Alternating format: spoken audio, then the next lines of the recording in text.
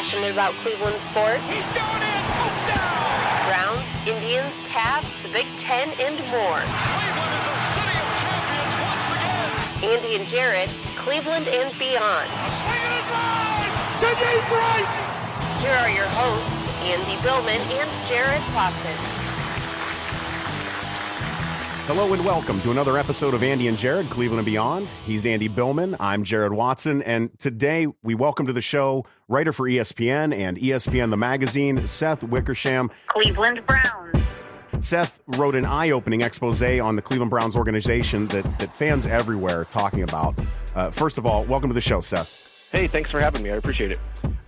Before we jump into the substance of the story, there's one thing that stands out to me as this overarching theme that makes me ask that even with the good vibes that we see right now in Cleveland with John Dorsey and Freddie Kitchens, I don't know that I feel comfortable that Jimmy isn't going to make changes before anything in this regime is really given a chance. If there's any slip-ups along the way, without his meddling, is that a fair thing to worry about for Browns fan? And is his antsiness in the front row during the Freddie Kitchens press conference, is that a sign that he doesn't feel completely comfortable with the new hierarchy and reporting situation? Well, I don't know about the stuff from the press conference, but I will say that, that to me is the most interesting thing is that, during the last half of the season, you saw Baker Mayfield come on and he was a force in waiting and he seemed immune to Browns history. And then you have the only thing that can ruin a player like that is dysfunction in the organization. And that's where the rest of the team comes in. And, I don't know how it's going to play out, but I saw those two sort of forces colliding. And that's what made me want to write about the story. I wanted to know, why Jimmy Haslem is so impatient. I want to know why there were so many shotgun marriages. I wanted to know what it's like to be in that building, how decisions are made, and look at it against this brilliant young quarterback that they have. You bring up a good point, how decisions are made. You had a great quote at the beginning of the article where it says, by the time someone in the management quotes, by the time you realize that he confides in everyone, it's too late, you're gone. Which I thought kind of summarized what you're doing with the article there. When you did all your research and you did everything that goes into it, Seth, did you kind of find that Jimmy does operate that way relating to that quote, or does he really just have one or two select that he really relies on to make decisions and advice? No, that's what he does. And, what he's essentially done is set up these shotgun marriages between GM and head coach, and then have them both report to him. And by doing that, he not only makes himself the arbitrator, but it also has created this atmosphere of distrust and backstabbing and endless politicking to be the last one to talk to him about any given issue. And I think that is a big problem. And that's why, John Dorsey made such a key point of pointing out that Freddie Kitchens will report to him. And in theory, at least, that eliminates the appeals court to Haslem. Like, they have to figure their stuff out. They can't just always go to mom and dad and have that sort of be the default every time that there is a problem. And so that to me will be fascinating to monitor going forward. The one person who kind of came into Brown's lives was Dee Haslem in 16 and 17. In reading your article, you kind of acknowledged that. It's interesting. I didn't realize until after reading this today, Seth, that she kind of didn't have her presence felt as much in 18 as a Browns fan. And when I was reading your article, I kind of noticed the same thing. Does Dee still have a presence there? When I was reading your article, I kind of felt her after 17 kind of going back behind the curtain and not as much up front. Or is she, from what you can tell from your research, is she still there and really going day to day with the team? Yeah, and I think she looks at a lot of business side operations. But I think it may be, I'm reticent to declare it fixed or changed, but things are a little bit different under Dorsey in the sense that, they used to bring in all kinds of people into the draft room and just let them hang out as the thing unfolded. And that did not happen this past year with the draft. I mean, this was John Dorsey's draft. And I mean, Jimmy and Dee were in and out during the day. J.W. Johnson was there, but this was John Dorsey's draft. And so, I don't know what's cause and effect when it comes to Dee. Obviously, she's a co-owner. She can enter whatever meeting she wants to enter. But, my sense is that she's more overseeing the business side and Jimmy oversees the football side more. Gotcha. Peyton Manning has always had this aura around Jimmy, and he got brought up in your article with the Gase situation, and I guess Gase didn't want to be a part of it for whatever reason, but Manning was one who kind of alluded to it. We've heard in the past that Manning does have his ear. Did you find that to be true in any research? Do you hear Manning's name a lot, or could what you're alluding to now? It sounds like Dorsey's kind of got the gavel. I mean, look, given how this coaching search went, this is John Dorsey's team. He got the coach that he wanted. Adam Gase is still a favorite of Peyton Manning's. Peyton Manning and Jimmy Haslem are still close. Adam Gase did not get an interview. Josh McDaniels, who has been a favorite of Jimmy Haslem in the past, did not get an interview. They did interview some people that, obviously was indicative of them sort of like circling their wagons and seeing what was out there. But, this was John Dorsey's decision at the end of the day. And, that I think it's a big deal. The one guy who I've heard about and talking to Browns alums and Brown staffers is Alex Shiner. I didn't see his name a part of this, and I thought he might be a little bit more a part. Did he really just have the business side and he just kind of came and went, or did you not really hear much about Shiner, and that's the reason why he wasn't really brought up much in the piece as much as others? Well, he was involved in trying to get Jimmy to see a different way. I mean, he led a bunch of those meetings in what was it that I wrote I forget the exact year. I think it was 2015, fall of 2015. Jimmy's starting to sour on Ray Farmer as GM, and Alec and Sashi Brown and some of the analytics folks set up these meetings with leaders at other sports. Theo Epstein, Sam Presti, right. Paul DePodesta, obviously.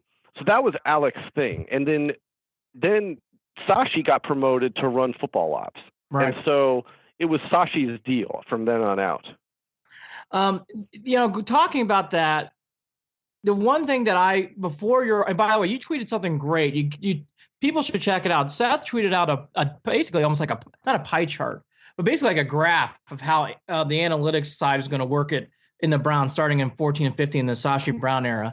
You got Seth, kudos to find that. I studied that all day today when I was reading your tweet. Did you, and now in your neutral party, do you think analytics, I know analytics has been around, obviously, the game forever, but the Browns really took it more, they really made it a forefront. Do you think analytics got a fair shot at the end of the day? And do you think he'll ever get back that way at all? Do you hear any, is Paul DePodesta still there?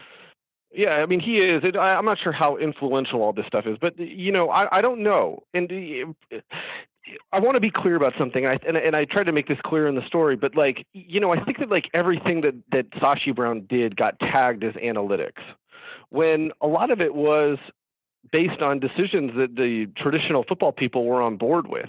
The analytics folks were just an easy target to blame when things went badly, and in some cases they did go badly, and but I think that team knew that they were going to have a couple hard years. I think one of the biggest issues in the NFL is the lore of the 9-7 season. And you can easily be 9-7 and then completely fade away again. And their idea was basically forget about ever being 9-7 for the next 2 years. We are not going to do well.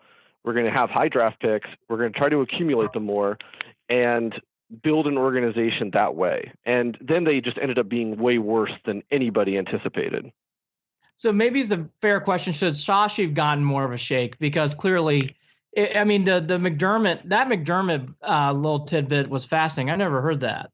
So maybe the better question is, do you think, looking at everything, did Sashi get a real fair shake in your opinion? I mean, I don't know if he did. Oh, I don't know. I mean, nobody gets a fair shake there.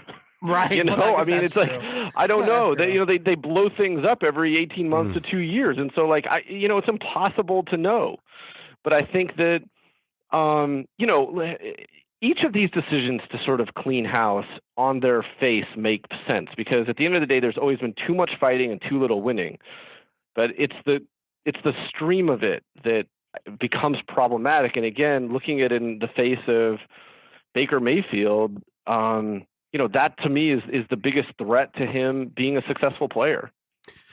Seth, I am still trying to understand Jimmy Haslem's brain in these situations and whether or not you can trust, when somebody shows you who they are, believe them. Browns fans are not going to believe that he all of a sudden is just going to allow this linear path, this Kitchens to Dorsey to Jimmy sort of thing. We're all wondering how long it's going to last. And we saw it even with the hiring of Freddie Kitchens, because prior to that, you had 6-7 guys that were a part of these interview processes, once again, with Jimmy in the room. Is this something that you see as being sustainable? Is it going to come down to winning? If there are some mistakes along the way, because at the end of the day, that really is the worry. Can it last? Yeah, I wish I knew. I have no idea. We'll just see. That to me is the most fascinating part about it. Yeah, we're all going to sit and watch and hope. We've got good things in place right now, and that's the good sign going forward. Let's see if Mr. Haslem can pump the brakes when needed and let John Dorsey run this thing. We have a saying around here: in Dorsey we trust, and we're going to stick with that until further notice. Writer for ESPN and ESPN the magazine, Seth Wickersham. You can read a story all about the Cleveland Browns dysfunction on ESPN.com and ESPNCleveland.com. Seth, thanks for joining us today. I appreciate it. Thank you, guys. This is working right now, and it's a steady ship. Right. And he basically alluded to it. Can he finally, for the first time, handle that process? And when history says no, but we'll see. I think and this is what we'll lead off with. I think it has changed. I thought the press conference with him sitting in the front row showed a lot of change. Well, yeah, sitting there, and I don't think Seth and when I brought up to Seth about Jimmy Haslem seeming antsy in the front row, that was in the story, and maybe I worded it incorrectly, but he alluded to Mr. Haslem being kind of not interested completely in what was going on at the podium, and that as soon as it was over, Jimmy didn't take much time to kind of walk out of the room. And that's where I was wondering if he's even fully comfortable with the situation right now as it stands. I don't know. Right. I think here's the big thing. And this article today was such a bombshell in a day where you weren't it's been typical Cleveland Brown stuff. Yeah, we didn't plan on doing a show. Once you fall asleep, man, bam, it's like a face plant. Wake up. Here comes the big punches. Here's the thing. This is all cringeworthy. You heard this today, gut punch. I think that's all accurate. The positive is, though, I think this is now I thought Seth's article, which I think is very well written and gives you a lot of tidbits. Yes, we as Browns fans followed this. There's a lot of moments. Yes, we knew that. Yes, we knew that. Yes, we knew that. But there's some tidbits in there we're going to get into here. Yes. The big thing I took, Jared, at the end is I think Dorsey now is moving this thing forward from D and Jimmy sitting in the front row and allowing John to handle the press conference. I think is a good thing, and I think it has changed. What Seth is saying is history says otherwise, but what I'm saying is I think he's right. But I think from what I've seen in recent days, in recent weeks, I think it has changed. I think it will stay this way with Dorsey being in charge without the Haslem, quick to change kind of stuff going on. Well, and I know that we talk about Dee Haslem and her role, not necessarily involving herself in the football operations of the team. But I'm wondering if she's at least pulling on Jimmy's ear a little bit more. Hey, stop it. Maybe because it's hard to even say that it's micromanaging that he's doing. It's almost he's allowing these guys to kind of weave their own webs, and he's allowing it to be woven of these, like Seth had said, the stabbing in the back and the you think you have his trust, and by the time that you realize everyone's got his ear, you're gone. Those quotes from the story stand out because you don't know whether it's Jimmy's a guy who wants to learn. He wants to pay attention to every little detail, but maybe that's the problem. That is the problem. He's involved in too much of how the sausage is made. I think that is. I think also at times he had way too much input coming in, and he's got to do a better job of filtering it out. I think he was learning on the job. So that goes to half of it. And I'll be fair, that goes to half of it. I think he was learning on the job at a time where I think he realized how much it was going to have to go into these decisions, meaning he, instead of a group of one, he had a group of team. It sounds good on paper, but I've learned, not just in pro sports, but in any kind of, big hierarchy, when you have a group, it sounds great. It can be very problematic, especially when you have 3 against 4, or 4 against 5, or even 2 and 3 if you have a group of 5. It doesn't go as smoothly as you think. The other thing here that I want to get into, all these names, which we'll get into, we're going to go through all the big bullet points here in a second. Farmer, you heard a lot about today. Joe Banner, you heard a lot about today. Alex Shiner got a little moment here and there. You hear a little bit too, obviously, even in the days of Sashi Brown. The thing is, Jared, all those guys, at the end of the day, I think Jimmy really didn't believe in them getting the job done. And frankly, because none of those guys are really out there in football getting jobs, I think Jimmy was right. And Dorsey's the first guy who he trusts a lot. And Dorsey, you trust, you kind of mentioned it. It's so true. And I think that's Jimmy's politician button. That's kind of Jimmy's politician button. And Dorsey, I trust. And I think that's why going forward, this is all going to be great. These last 5 years, which we're going to get into, I mean, it was bleeped up. Well, yeah. Okay? I mean, at least John Dorsey was interviewed for the job. That's right. And he took action on it. So I think that's where you kind of land on this and I think this article lands that way. I think it made, by the way, I feel even better about John Dorsey after today. We've talked about this. It's not a hit piece. It's not a hit piece. It's a very honest piece that jumps around from every issue regarding the way things have gone down in Berea since Jimmy Haslem has taken over from this team. And while it does show that the problems do come from the top, it does not attack the Haslem family. It doesn't attack Jimmy. It doesn't take cheap shots. There's a little goofy piece in there about the hashtag, which I'll just only bring it up briefly. Hashtag DP has never stood for dog pound ever. So whoever was in the communication department for the Browns and wanted to look through that hashtag on Twitter and fed it through the TVs in Berea, probably not a good idea. But that didn't work out. But on the decision making and the piecemealing these regimes together has seemed to be the problem year in and year out. Keep this guy, get rid of this guy, fix this part. Absolutely. You're like creating your own holes in the dam that you then have to plug that create new holes in the dam. Yeah, I agree. And I think it's a good place to start off. I mean, so we're going to go through the article. Again, as Jared alluded to at the top with Seth, ESPN.com, ESPN Cleveland. Again, it's going to be cringeworthy, but read it. You need to read this because it's really a behind-the-scenes curtain to me of the Haslems. And it's not a flattering article about the Haslems, but I think it is the truth. I think something the Haslems can do with this is, hey, this is the old and this is the new. Yeah. And here's the old. And I would even, I think I heard Rizzo, I heard Grossi and other guys kind of mention this. I think they're right. Don't be afraid to have your staff read this being like, hey, that era is now changed. The new era is here. Sunlight is the best disinfectant, Andy. Agreed. So we're going to go through it. We're not going to go through line by line, but just the key points. And by the way, it's filled with them. So we're probably even missing a couple. But here's the first thing to lead off, which was great by Seth, is the play-by-play of how Hugh gets fired. Yes. And it's basically pretty simple. Haslem and Dorsey come in. Jackson asks why he gets fired. Dorsey replies, the team quit on you. By the way, I agree with Dorsey. I think he was right. And at that time, then later, Jackson goes, get the blank out of my office. By the way, not your office. Not your office, brother. Not your office. No.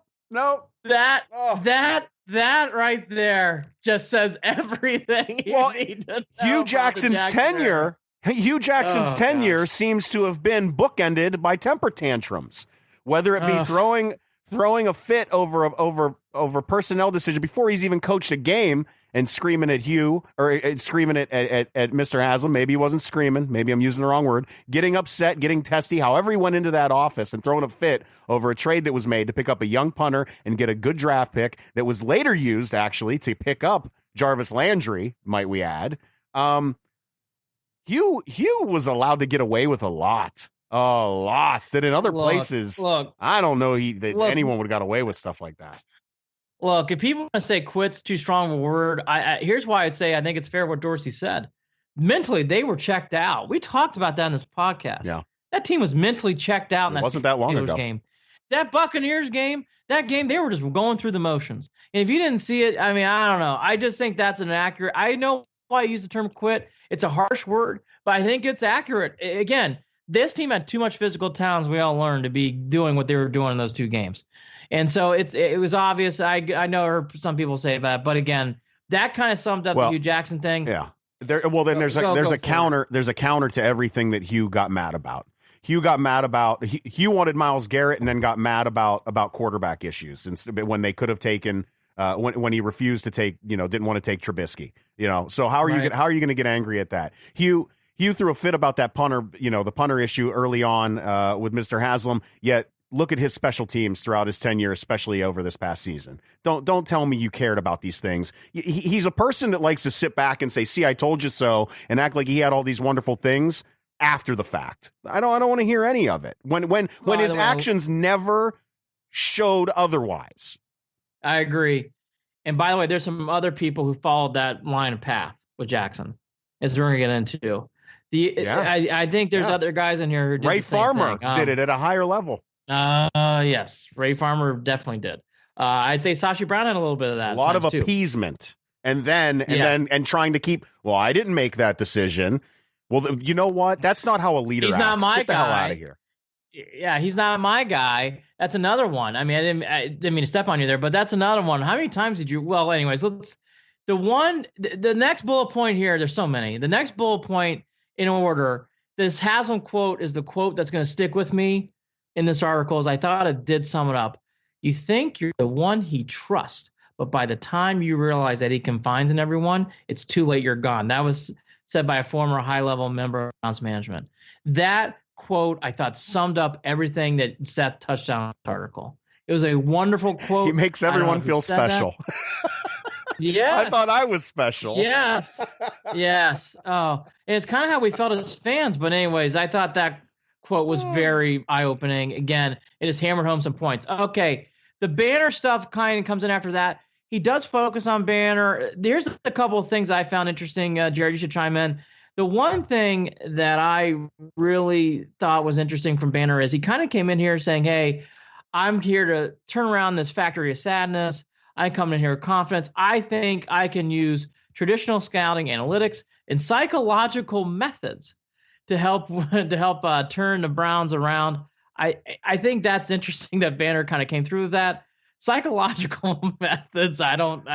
Everybody thinks they know psychology, and until listen, what people think they know is psychology is pop psychology. That's not real psychology. It's the stuff that you get, the goofy articles that show, the goofy, funny stories about how people act or whatever. There's some truth in some of that stuff. There's some truth in what Freud did. But to walk around and not be a psychologist and think you're going to use psychological methods to do anything, get the hell out of here. Not going to happen. And the funny thing is, Banner was known as a numbers guy. He kept good numbers on how to hit the luxury tax and how not to go over it and how not to get in salary cap hell. That's kind of what Banner was known for. So I found that line to be very interesting. The next line that I picked out was Chud, and I thought Chud. We all know this, but it's great to hear someone who's not from the Cleveland area speak about it. He is from Toledo, but he's not a Clevelander. But his quote was, "The intensity is stronger than any other markers when it comes to Browns fans. The history of Cleveland sports factors into it. It gets negative faster and it builds pressure faster." And Jared, I've always alluded to this to people who aren't from Cleveland. They talk about Yankee fans are tough, and they talk about Philly fans are tough. Red Sox, you hear that a lot. I think the Browns, and I love it, have high expectations. We are very knowledgeable fans, and we expect the best. And yes, Tribe fans are demanding and Cavs fans are demanding. All they are. But Browns are very unique. We will really sniff out bull blank when we see it. Well, when there's a breach in the ship's sides, the water fills up quickly. Yes. And you will drown very quickly. When the fans sense that ship is sinking, period. We are the Browns are a rabid, and Cleveland is, but specifically Browns. I'm a part of it. We are a rabid fan base. And when we get a little upset or we get happy, it's extreme.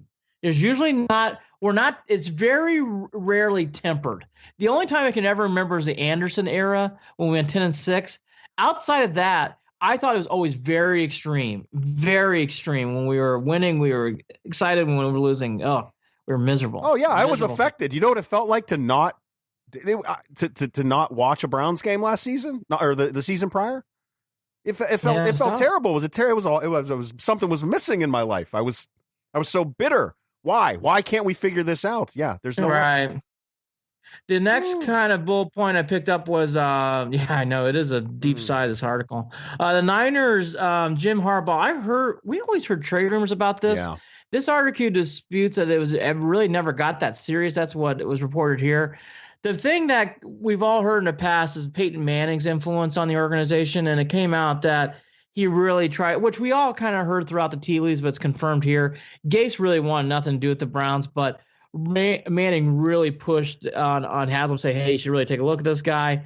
I think the bigger thing here is, and Gase, A, did not want anything to do with the Browns, but B, more importantly, here we go again where, and then by the way, that happens in sports. It's okay. Haslem's getting influence, and yet Haslem later then tells Banner, hey, let's do the search, then meet with Lombardi. I mean, it's kind of all over the place here of how it should go. It should be more of Banner, hey, I'll come to the owner with who I like, and Lombardi and I work together. In this case here, it kind of feels like Haslem kind of got some research and kind of went to Banner with what he wanted to do, and that kind of created the dysfunction there between Banner and Lombardi. At least that's how I read that. Well, it's the same exact issue that came up with the hiring of Hugh. It was the owner undermining the men in the room who were making football decisions. Now, you're talking about a 4-1 vote. Everybody wanted it's slipping my mind. McDermott. Everybody wanted McDermott. And Hugh was warned, and he got on a plane and went to Cincinnati right afterwards, and hired Hugh on his own. Like, what are we doing here? Are we because there was so much because they were bought in. Everyone thought he was bought into this new strategy to implement this new strategy of their way ahead of the guardrails, of staying in the guardrails, of being open and honest with each other, of having all those things that they wanted to do to build this team. And you were right when you asked the question, did those analytics guys ever get a fair shot? And the answer is no. The moment Hugh was hired, they didn't get a shot. Yeah, that's the one thing I think that, jumping ahead for a second, before this article, I would never have given a second thought to the analytics side of things. And I know what Seth was alluding to. It's been there forever, but honestly, living it was really Shiner, Sasha, and later DePodesta in that team of three, and then later really Sasha and DePodesta. All right, but for what it's worth, like the big thing is with that, and when it came down to with analytics, if they gave a recommendation to McDermott and they turn around and they hire Hugh, now I don't feel any differently. I don't really want that vibe back in Berea. I'll say this, Jared. I think what you said is right. Did they get a fair shot? No. And how in the heck did you think that was going to be shoehorned into something that was going to work? It kind of makes sense why Jackson really went on the trail early on in his coaching career. I'm an analytics guy. Because I'm sure he felt 10 minutes of being in that building, holy crap, I got people who did not want me as coach. And the only guy who wants me is Haslem, which that obviously created just a terrible family and tree. Reporting directly to him. And self-destructing. Yeah, we'll get to that more in a second. The next big bullet point was in 14 when this was one of my, I'm so glad in a way we didn't do a podcast in 14. Because Banner and Lombardi was really, really humorous at times at how much they argued and it got leaked publicly. Those two just did not get along, and why they were brought together, I have no idea. But Banner and Lombardi arguing over a player, which kind of exploded during Super Bowl week for people that remembered. And then basically the fallout was everybody gets fired again, Banner and Lombardi, and then assistant GM Ray Farmer gets the call to ask about it. And Farmer later told associates he was surprised Haslem knew so many details about a routine in a draft meeting. Yeah. And I just think what it speaks to again, though, is like everybody. It's just in 2014, 15, 16, 17, we all knew it. The chaos, there's 1 in 10s. We're at 11, 12, 13. I mean, we are at very extreme levels when the two guys who need to be connecting, Banner and Lombardi, they can't even connect. Farmer is wondering why the owner knows so much about it. The owner's not going to Banner and Lombardi. He's coming to Farmer. Strange. I mean, again. WTF. I mean, what is this? It's just chaos. It literally is like balls being thrown in the air and juggled. And it's like, you know what? Here's a chainsaw. Here's some knives. Oh, and we're going to bring wind. But still keep juggling. Add torches now. That's kind of what, yeah, exactly. And balance on a unicycle. Yeah, okay. Yeah. and that's kind of what happened here. So Farmer then becomes the guy. We all heard these stories about his first draft. I'll be honest. I think there's some give and take here about what. Reminder: Farmer became the guy without an interview, with nothing. He was just elevated, right? Again, that article at that moment confirms it. He basically said, "So Ray, can I trust you on this? Because I think I'm ready to get rid of these two." Basically, that's what he did. Yeah. So Farmer becomes the guy, and according to Farmer, we all knew this. Pettin always wanted Justin Gilbert. Gilbert was his guy, so Pettin selected him. Farmer was, I guess, targeting now. It came out today. I've never heard of this. Is Brandon Cooks. What's interesting is I thought Farmer wasn't a wide receiver guy, but anyways, that's who he's alluded to. What I found more. Yeah, we don't need playmakers on the team. I remember a lot of that stuff. No. Overrated. Joe Batonio is my guy. So my whole thing here with Farmer, before we go too far down the road, Farmer, and this is where Dorsey and Farmer differentiate, you have to be a strong presence. You have to have strong authority. And clearly Farmer here was just, I don't know what, I mean, again, I'm not saying it's all Farmer's fault either, but these last two bullet points are just blank and bleep shows. Yes. There's nothing else to say. I mean, it is just crap flying everywhere. Oh, who's drafting number 8? We're going to trade down. Then we're going to trade up. That's who's Pettin guy is. Then we're going to do Manziel. Yeah. Who is in control? Hey. Oh, everybody's in control. And then the problem is when Farmer wants to take control, it's at the wrong time. They could have got a high second round draft pick for Brian frickin' Hoyer. And because Farmer wanted to be the man and take it back by the reins, this is my draft. So no. He shot himself in the foot. Are you kidding me? 2014 could be its own documentary. It really could be. And then how about this? Going into that draft, Jared, I remember hearing the Browns and stories being very linked to Bridgewater. And then it comes out today that Haslem didn't get a nice handshake, so he soured on Bridgewater.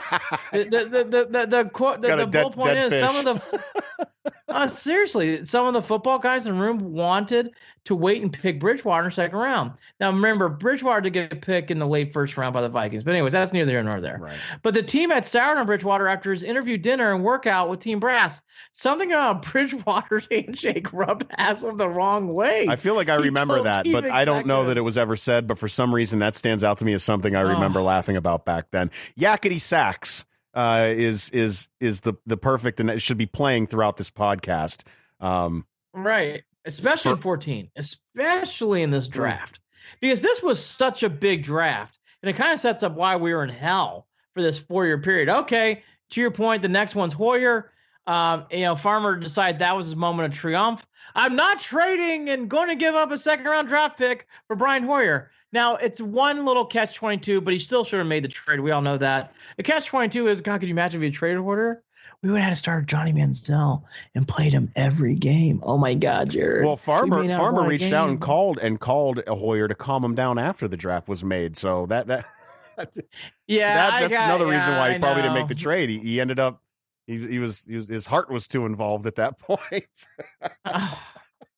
It's insanity. And that's another thing. Okay, there's so much to do. Okay, but right. So that whole thing happened too with Hoyer. Okay. And by the way, that was our good season. That's when we went 7-9. Yeah. That was and by the way, it's not a good season. Let me wash my mouth out with soap. That was we weren't terrible season. We were decent. Okay, so 7-9. So then after the 7-9 season, this is so great. Haslem announced to the football staff that he was committed to Farmer and Pettine, but I want more. Also, that general counsel and salary cap strategist Sashi Brown would have more involvement in football operations. Holy cow. Can you imagine that meeting? It was sold as a chance to take administrative duties off Farmer's plate and free him to watch more film. Farmer didn't buy it. I don't blame Farmer. There will be two people holding the bag when this goes south. And I can end the bag with blank. Me and Pettine. That's not true, says Haslem. We will do this together. Yeah. Oh, yeah, sure we will. Jared, Sure we will. Oh, sure. So Sashi Brown comes in and, again, just more of a muck. I think something I was trying to get from Seth, I thought that's more too of Alex Shiner there. I know Sashi's the one with the name, but I thought Shiner also had a role in that too. But it's not reported there, so I can't go down that road. But I always got the vibe that it's not just Sashi, it's Alex Shiner also pushing this and putting this all together. But anyway, just think of all these names how does anyone even keep it organized? All the names that we've mentioned today, Andy. Unravel, undo this web. Seth did a good job of undoing the web for the most part. By the way, he did. And by the way, we had already fired a coach, Chud. So this is our second coach, Pettine. And by the way, we've gone through Banner and Lombardi have come and gone. Mm-hmm. Well, don't forget Holmgren was fired at the very beginning too when Haslem took over. That's right. And that's another thing. That was the right move. That was no question. Yeah. So it's your goodbye Shermer to the whole thing. All right. So you get rid of them, but so Banner and Lombardi are gone. And then after 1 year, you're going to tell the GM, hey, you know what? I think you're doing great. Just want to add this other staff of who? Sashi, Alec, some analytics guys. I mean, it's like you can't even allow this to breathe for air. Okay, fine. But that is what it is. So then the next, this is the great one. So then the Farmer tenure at this point, as it goes in the article, is really going south. And then, marketing and sales teams are starting to get freaked out, as the article goes on to say. So marketing, I'm going to take this right from the article. Marketing executives wanted employees to see how fans were engaging with Browns on social media. It wasn't going well, obviously. So they projected the Browns feed onto a giant wall at the facility.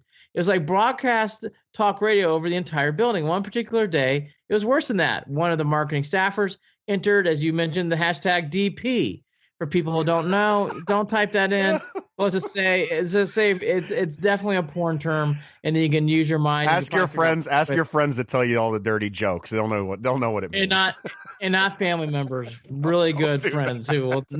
Yeah, don't talk to your mom or dad or brothers. I wouldn't even Google it if I were you. No. So well, you can, but no, you'll get viruses if you click on any of those links. So they thought it was for Dog Pound. The problem was that hashtag had carried a few different meetings. So basically, at one point for 20 minutes, they had porn going on throughout the building. When has hashtag DP ever stood for Dog Pound? When? I would love to meet the Cleveland fan that went hashtag Browns, hashtag DP. Nobody. What I love is the last line. And then a tech employee killed the feed. All right. Thank God. So, I mean, they can't even kill the feed properly. It took 20 minutes until someone changed the page. As soon as that happened, wouldn't be hitting your space bar or like closing down your laptop. Like as soon as that happened, be like, oh God, I got to get out of here right now. This is so bad. But not just let it play out. All right. So, anyways. No, Haslem wanted one of his tech guys to come in and kill it. Exactly. I'm sure they just cut the cord with scissors and then fired him when it took longer than 10 minutes and brought in a new tech guy. All right. So what has been discovered by the fit? By the way, so you thought 14 draft can't go wrong? Wait till 15. Farmer hates analytics. Is the statement. And Farmer's never going to make it through the 15th season. Think about that. It's only been, oh my gosh, maybe a year and a month or two. And he already knows I'm already out. So by the time the 15th draft rolls around. Not to defend Farmer, because at the end of the day, Farmer was you want to talk about he was in the deep end and not ready to tread above water. He just wasn't. He was never ready for that job. Look. How did Cam Irving do? Ooh. Danny Shelton? Oh. Danny Shelton was actually one of our better drafts from him. Oh. Draft play. Joe Antonio, put down your trophy mail case. I get it. Yeah. Here's the thing, buddy. I can't tell you any more of your draft picks outside of those guys. Nope. Cam Irving. Oh. Mm-mm. He's gonna play everywhere on the line. Uh-oh. Anytime I hear that now, I always get cringeworthy. People can't see it. Just Jared shaking his face like a child with eating peas or broccoli. Like it just doesn't go anywhere. Oh my God, such a mess. It's amazing. It's amazing we sat through this. So the 15 draft comes around. I love this. This is one of my favorites. They had green dots for analytics for saying, hey, these are our highest rating. So on the night towards the end of the but Farmer said, hell no, I'm not doing that. Screw that. I'm going my way or highway. So one night towards the end of the 2015 season, Haslem invited the analytics staff to dinner. Again, after, I think, what was it that year, Jared? 3-13? I think something like that. Yeah. I think it's 3-13. So and Shiner told him to include Farmer. Haslem didn't want to. He knew Farmer wasn't part of the team's future. Still, according to sources, Haslem told Shiner, who declined comment, that he would invite Farmer, but he never did. Who does that? Jimmy Haslem does that. So Farmer's gone. That clearly didn't work out. Okay, so we're okay. But don't worry.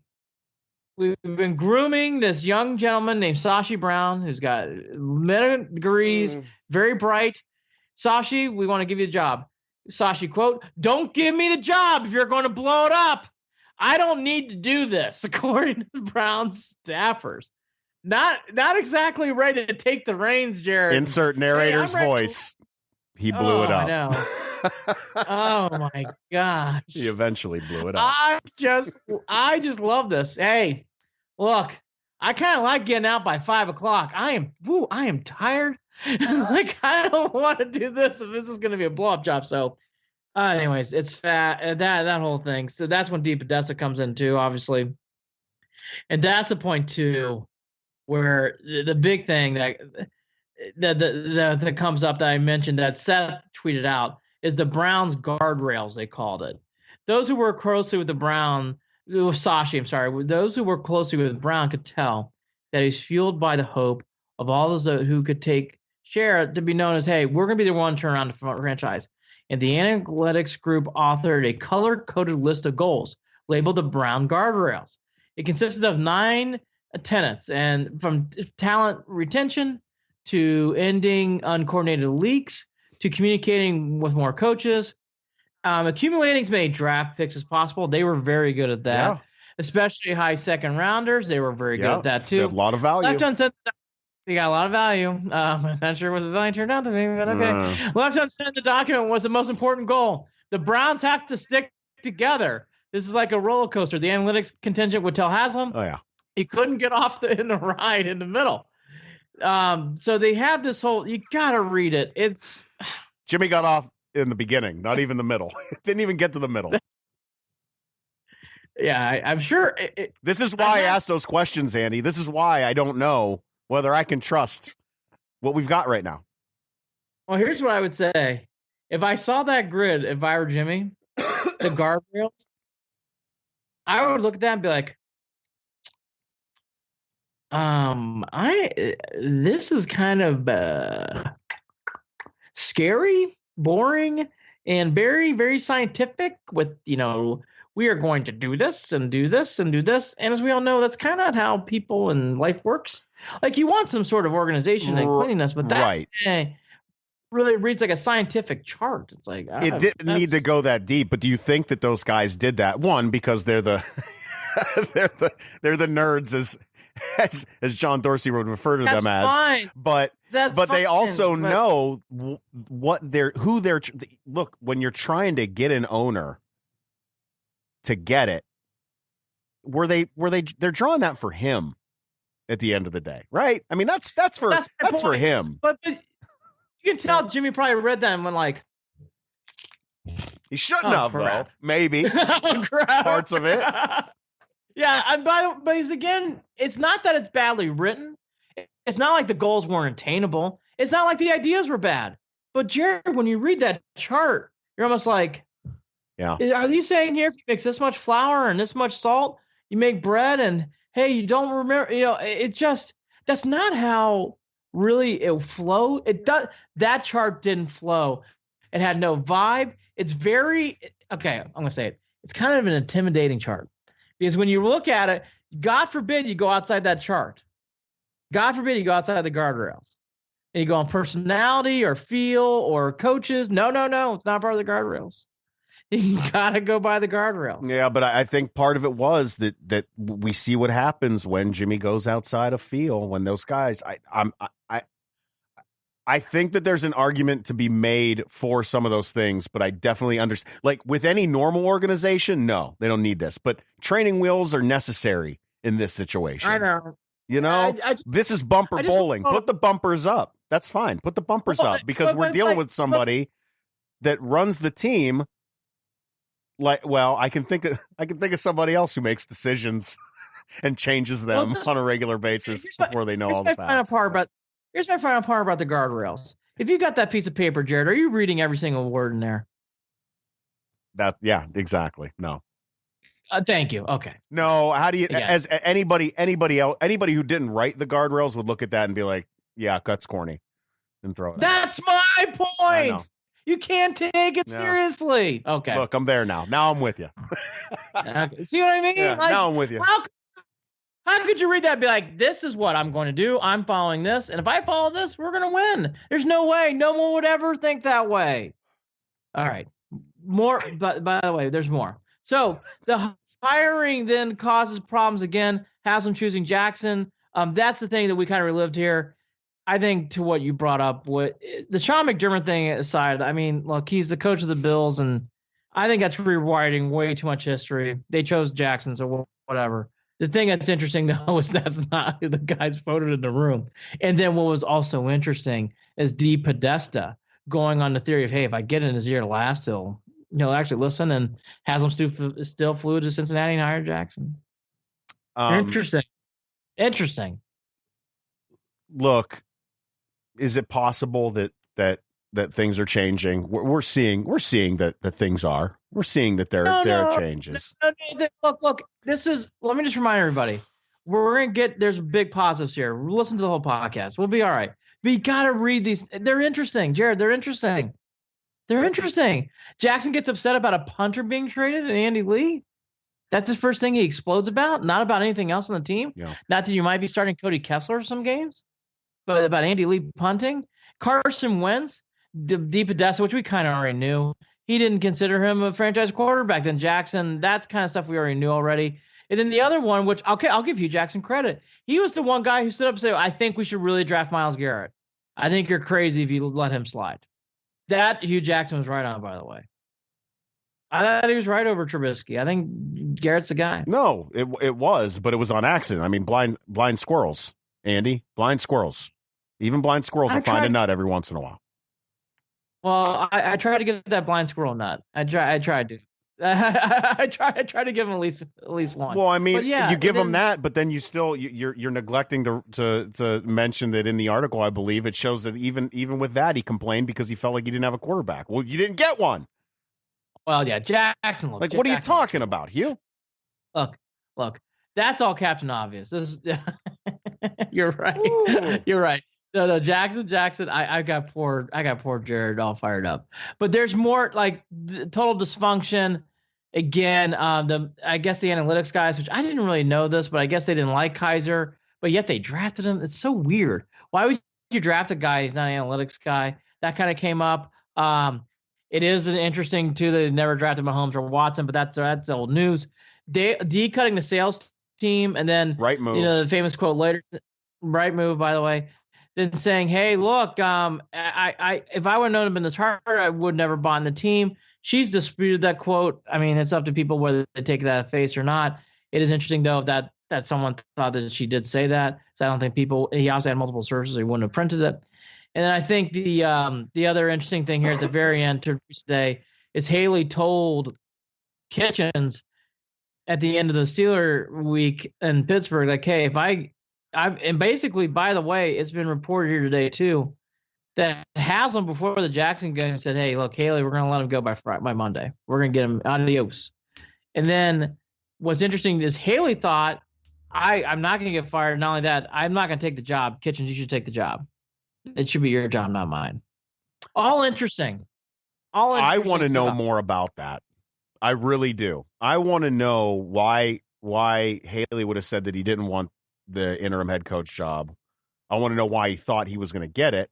And I want to know what it was that made him recommend Freddie Kitchens out of everyone. That was just, I thought that one.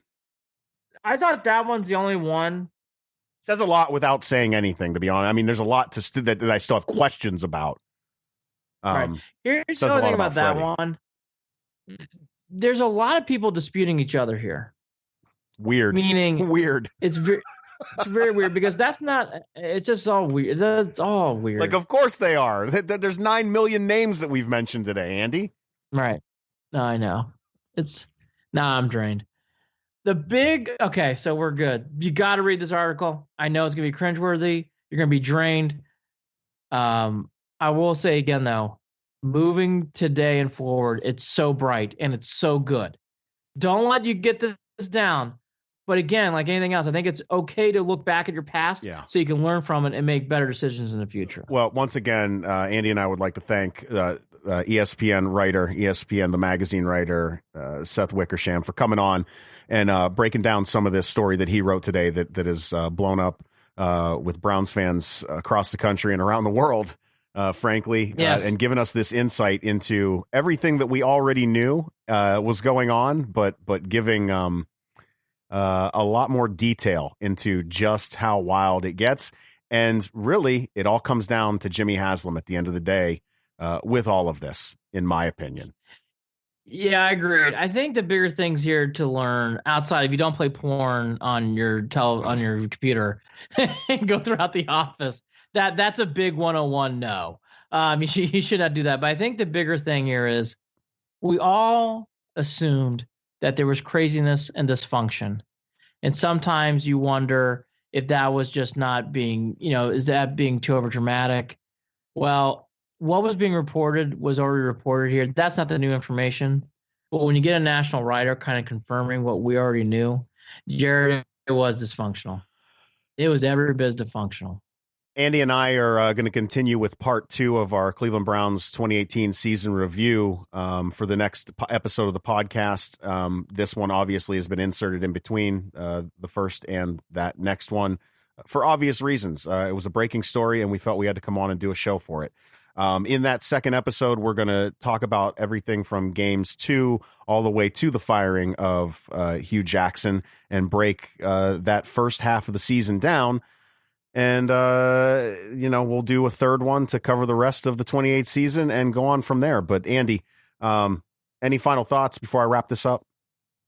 Not on this stuff. I think it's time. Here's the thing why it's good to have things like this today. Jared, you can kind of finally move forward. Yeah. Like today, you don't need and I think that was the goal of why we were even doing the season review stuff too, for our own going forward. Correct. Like you don't need to, if anybody brings us up a month from now, it's like, no. That we stamped that out. Yeah. We're good. Like I don't need to hear any more about Banner, Lombardi, Ray Farmer, Jackson, all those guys we don't need to hear from anymore. But that story's been stamped. It's already been stamped enough, but my gosh, it has been lit a few. And sometimes you need that happen to go forward and really make the next steps. The one other thing I just want to bring up in talking about how, things are looking for the future, that article did not have one negative touch to me at all about John Dorsey or about the current regime or Freddie Kitchens. That is great news, Browns fans. And that's why the positive is, the future is so positive because Jared, you can tell that it's already looking that bright. And, it's something, I'm just so excited about next year. This article to me did not dampen it didn't dampen my spirits. I hope it didn't dampen other Brown spirits either. It shouldn't. No, it doesn't take anything away. It was entertaining, and that's what I wanted out of it today. Don't forget, folks, check us out on social media at facebook.com/Cleveland and Beyond. You can follow us on Twitter at CLE and Beyond. Shoot us an email, andyandjarid@gmail.com. Also, the website where you can find all of our podcasts and follow our blog is andyandjarid.com or clevelandandbeyond.net. Also, don't forget, we're a part of the Pulse Podcast Network. You can check that out at pulsepodcastnetwork.com. You definitely want to check that out, especially if you're a fan of just sports in general. They've got an array of sports podcasts, NFL teams covered. If the Browns aren't your team, but you're just listening to this because of what we talked about today, great. Check out pulsepodcastnetwork.com. Find your team's podcast listed on that page. Andy, this was fun. I'm glad we got a chance to do this one today, even though it was unplanned. He's Andy Billman. I'm Jared Watson. Andy and Jarid, Cleveland Beyond. I was unplanned as well. So that... I don't know why that came up. No. That's what my mom told me. Well, exactly. Andy and Jarid. Well, there you go. Cleveland and Beyond. Take care, folks. Have a good one.